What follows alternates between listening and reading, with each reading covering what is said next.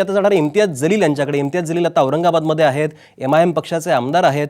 इम्तियाज, मला सांगा, आत्तापर्यंत MIMची जी काही चर्चा होती ती तितकीशी नव्हती, पण विधानसभेच्या निवडणुकीमध्ये ज्या पद्धतीने MIMनं स्वतःचं अस्तित्व सिद्ध केलेलं आहे आणि त्याच्यानंतर आता आम आदमी पार्टीनं दिल्लीमध्ये स्वतःचा करिश्मा दाखवलेला आहे, या सगळ्या पार्श्वभूमीवरती आता मुंबई महापालिकेची होऊ घातलेली निवडणूक असेल किंवा नवी मुंबई महापालिकेची आता एप्रिलमध्ये होणारी निवडणूक असेल किंवा औरंगाबाद महापालिकेची निवडणूक असेल, तर MIMची सुद्धा बांधणी आपच्या धर्तीवरती तुम्ही करणार आहात का?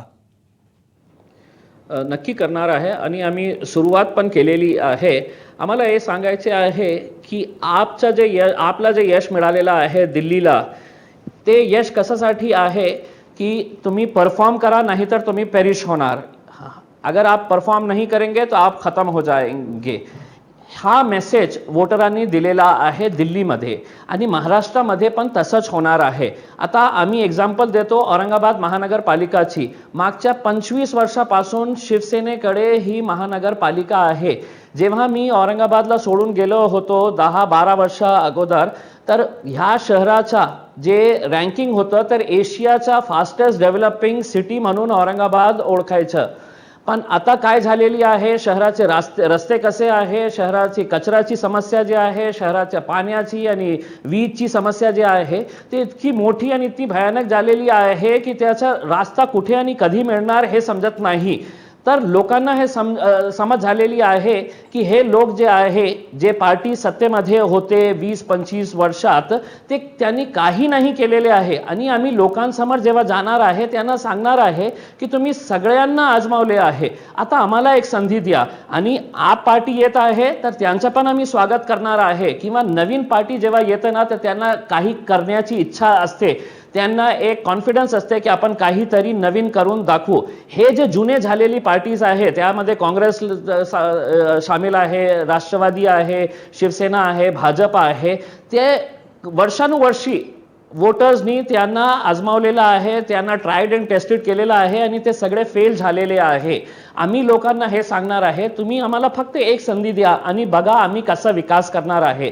कारण आपचा जे विजय झालेला आहे दिल्लीमध्ये ते फक्त विकासाच्या मुद्द्यावर झालेला आहे. नरेंद्र मोदी सरकारने हा जो काही करिश्मा दिल्लीमधला आहे तो घडवलेला आपल्याला दिसतो. आणि तुम्ही एक फार महत्त्वाचा मुद्दा अधोरेखित केला आहे की आतापर्यंतचे सगळे जे पारंपरिक पक्ष आहेत किंवा जे प्रस्थापित पक्ष आहेत त्यांना कुठेतरी हादरा देण्याचं काम या नवीन येऊ घातलेल्या पक्षांनी केलेलं आपल्याला दिसतं. म्हणजे जसं एका कवितेत म्हणतात की जुने जाऊ द्या मरणा लागून गाडून आठवा जाळून टाका, त्या पद्धतीने कुठेतरी जुने जे सगळे आहेत त्यांना बाजूला सारण्याचं सगळं काम हे नवीन पक्ष जे आहेत ते करतात असं आपल्याला वाटतं. याच अनुषंगाने मी आता केशव उपाध्यांकडे जातोय. केशव उपाध्ये भाजपचे प्रवक्ते आहेत. केशवजी, मला सांगा, आता भाजपला जो एक मोठा पराभव दिल्लीमध्ये स्वीकारायला लागलेला आहे, तो जर पराभव मुंबई महापालिकेमध्ये जर स्वीकारावा लागू नये असं जर वाटत असेल तर भाजपला काय केलं पाहिजे असं वाटतं? एक तर सगळ्यात पहिल्यांदा कुठलाही राजकीय नवीन पक्ष जो लोकशाहीमध्ये येत असतो तो लोकशाहीमध्ये प्रत्येकाला आपला पक्ष वाढवण्याचा, विस्तार करण्याचा अधिकार असतो. त्याला शुभेच्छा आपण दिल्या पाहिजेत. त्यामुळे भले मग ते भले दिवास्वप्न असो, म्हणजे अजून आपचे प्रवक्ते आले नाहीयेत, पण ते आले असते तर त्यांनी 227 पैकी 228 जागा नक्की केला असतं. पण ठीक आहे, आमच्या शुभेच्छा आहेत त्यांना. हा, दुसरी गोष्ट, एका पराभवाने लगेच जर आपण सगळं आपच आता जिंकणार किंवा भारतीय जनता पार्टीची लाट गेली आणि आता सगळं संपलं अशा पद्धतीने निष्कर्ष काढून, जर मी त्याच दिवशी पण हे सांगितलं होतं ज्या दिवशी दिल्लीचे निकाल येत होते त्या दिवशी मी विविध वाहिन्यांवर सांगत होतो की घाईघाईने निष्कर्ष काढण्याची घाई करू नये. त्याचं उदाहरण देतो. आज आसाममध्ये ज्या सगळ्या महापालिकांच्या निवडणुका झाल्या त्यामध्ये भारतीय जनता पार्टीने स्वीप केलं, जिथे भारतीय जनता पार्टी तशा अर्थाने ताकदवान मानली जात नाही. पण तिथे जिथे मुस्लिम बहुल असलेल्या एरियात सुद्धा भारतीय जनता पार्टीचे उमेदवार निवडून आले, म्युनिसिपल कॉर्पोरेशनला भाजपाने जिंकल्या. त्यामुळे भाजपचं संपलं, लाट गेली, अशा प्रकारचे विधानं ही राजकीय किंवा जुने जाऊन मरण्या लागून आता तुम्ही जे विधान केलं हे काव्यात्मक ऐकायला छान वाटतं, पण जमिनीवरची हकीकत ही नेहमीच वेगळी असते.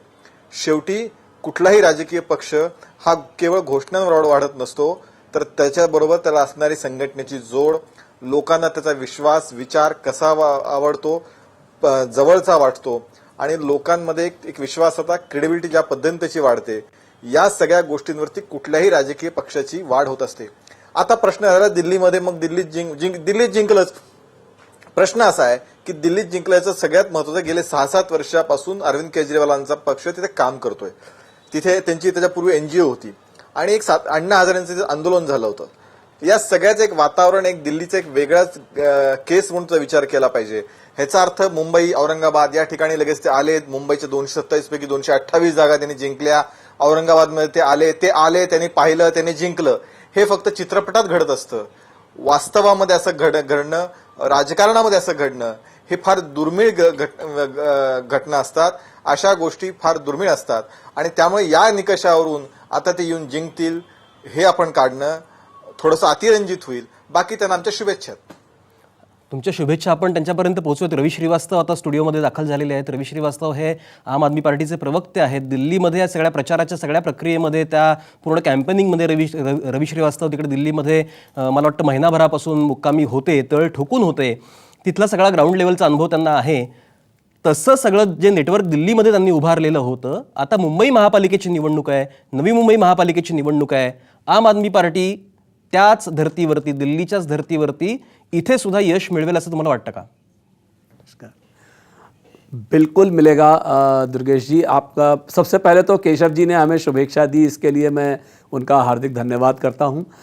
आम आदमी पार्टी मुंबई के लिए नई नहीं है. आम आदमी पार्टी पीछे यहाँ पर लोकसभा का चुनाव लड़ चुकी है और उसके बाद हम यहाँ पर अब ये दिल्ली की जीत मिलने के बाद दोबारा आए हैं. मेरा आपसे ये बताना है कि किसी भी दूसरी राजनीतिक पार्टी से हम अलग हैं.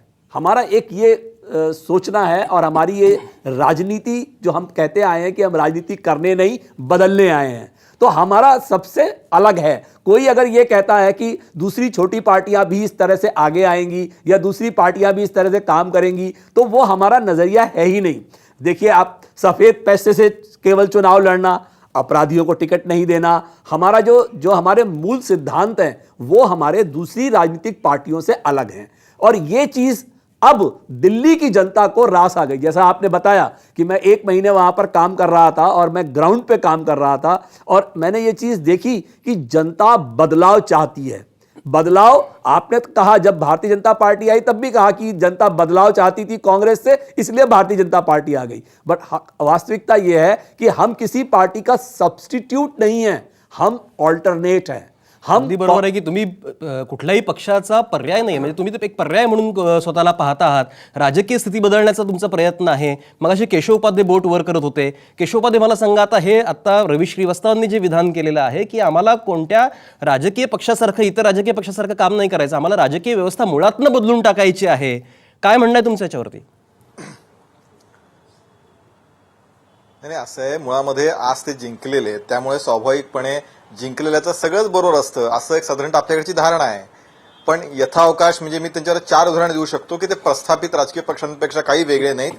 त्यांनी गुन्हेगारांना तिकीटे दिली होती, त्या संस्थेनेच नाणे केलंय, त्यांचे उमेदवार करोडोपती होते. त्यामुळे त्यांनी काळ्या पैशावरून ते 2 कोटीचा हिशोब अजून दिलाच नाहीये. तेही मौलवींचा पाठिंबा घ्यायला गेलेच. काही वेगळं त्यांनी केलं नाही, फक्त ते जिंकलेत. दुसरी 2-3 गोष्टी मला आणखीन सांगायच्या. 1 मिनिट श्रीवास्तवजी, माझं पूर्ण उद्या मग तुम्ही बोला. असं आहे की मुंबईच्या लोकसभा लढल्या असं त्यांनी मला नवी नाहीये. नवी नाहीये सांगितलं. किती मतं मिळाली, डिपॉझिट वाचली का आपच्या उमेदवारांची महाराष्ट्रात? मुंबई लांब आहे, चला मुंबई लांब आहे, आपण जवळ जाऊ. दिल्लीच्या शेजारी हरियाणा आहे. हरियाणात काय अवस्था झाली आपची? हरियाणात सुद्धा त्यांनी अशाच पद्धतीने हरियाणा विधानसभा जिंकायची, तर योगेंद्र यादवांना त्यांनी अगदी पूर्ण ताकद अशीच लावली.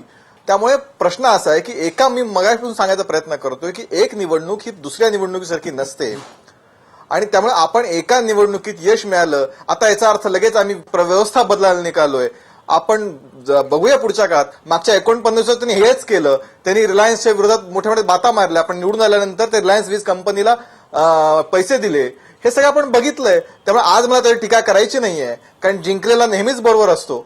त्यामुळे आज शुभेच्छा आहेत माझ्या त्यांना. पण याचा अर्थ सगळंच असं होईल असं समजणं अतिरंजित होईल. नाही, असं होईल, हे अतिरंजित होईल हे बरोबर आहे. पण आतला आपण जी चर्चा करतो आहे ती मुंबई महापालिकेची निवडणूक डोळ्यासमोर ठेवून करतोय. कारण त्याचं असं की आम आदमी पक्षानं मुंबई महापालिका केंद्रित करायचं आता ठरवलेलं आहे. याच अनुषंगानं खरं म्हणजे आपण बोलतो आहोत की खरंच आपचा शिरकाव मुंबई महापालिकेमध्ये होऊ शकेल का, तेवढी क्षमता आम आदमी पार्टीच्या महाराष्ट्राच्या विंगमध्ये आहे का, मुंबईच्या विंगमध्ये आहे का, हाच मुद्दा घेऊन मला खरं म्हणजे आता मनीषा कायंदे यांच्याकडे जायचंय. पण आता वेळ झाली कार्यक्रमामध्ये एका छोट्याशा ब्रेकची. आपण पाहत राहा आवाज महाराष्ट्राचा.